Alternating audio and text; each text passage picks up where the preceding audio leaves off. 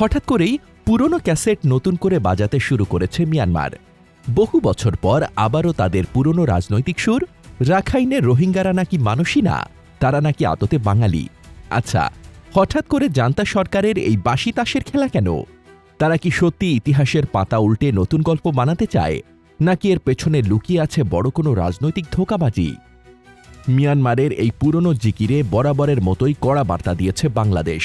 ঢাকায় নিযুক্ত মিয়ানমারের রাষ্ট্রদূতকে ডেকে স্পষ্ট জানিয়ে দেওয়া হয়েছে, পরিচয় গোপন করে কিংবা ইতিহাস মুছে ফেলে পার পাওয়া যাবে না।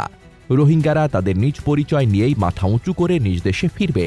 কিন্তু প্রশ্ন হচ্ছে, মিয়ানমারের জান্তা সরকার এই সময়ে দাঁড়িয়ে এমন নাটক ফাঁদল কেন? রহস্যটা আসলে খুব একটা জটিল নয়। মিয়ানমারের গৃহযুদ্ধ এখন আর জান্তার নিয়ন্ত্রণে নেই। রাখাইনের বড় একটি অংশ এখন শাসন করছে আরাকান আর্মি। জান্তা সরকারের হাতে জমি আছে খুব অল্প। এখন প্রশ্ন দাঁড়ায়, যে সরকার নিজের ভূখণ্ডই সামলাতে পারছে না, তারা 10 থেকে 12 লাখ মানুষকে ফেরত নেবে কিভাবে? তাই দায় এড়াতে সহজ রাস্তা হলো একটা পুরনো বিতর্ক উস্কে দেওয়া, অর্থাৎ ওরা তো আমাদের লোকই না, ফিরিয়ে নেব কেন?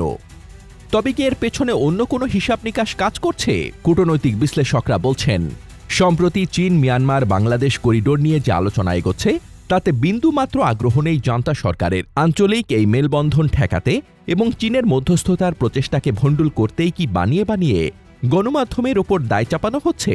জান্তা সরকার বলছে, আন্তর্জাতিক মিডিয়া নাকি ভুয়া তথ্য ছড়াচ্ছে। পরিসংখ্যানের খেলায় নামলেও জান্তার চালাকি ধরা পড়ে যায়। বাংলাদেশে আশ্রিত প্রায় 12 লাখ মানুষের জায়গায় তারা হিসাব দেখাচ্ছে মাত্র কয়েক লাখের।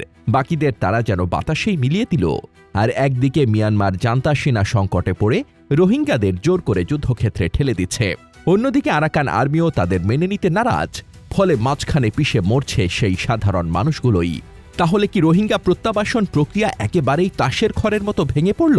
মিয়ানমারের এই সুচতুর কৌশল বিশ্ব সম্প্রদায় কি শুধুই দাঁড়িয়ে দাঁড়িয়ে দেখবে, নাকি কাজের কাজ কিছু হবে?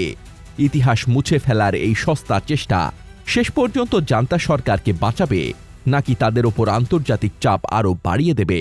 এইসব উত্তরের জন্য আর কতকাল অপেক্ষা করতে হবে, সেটাও আসলে বলার উপায় নেই।